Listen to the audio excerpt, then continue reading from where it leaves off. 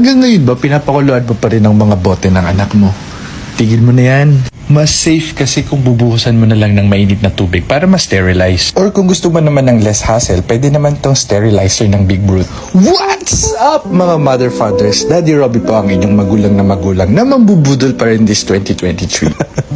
Taas ng energy. Paano ulit yun? Dali lang kayang gamitin ito. Lalagay mo lang siya ng distilled water. Tapos lalagay mo yan. Then, pwede mo nang lagay yung mga bote. 8 to 10 yung kasya dito. Pero syempre, depende pa rin sa style ng bote nyo. Tapos sa pinakataas na part, dyan nyo naman lalagay yung mga chupon, yung mga takip ng bote. Kung may teether sila, pwedeng dyan nyo na rin ilagay.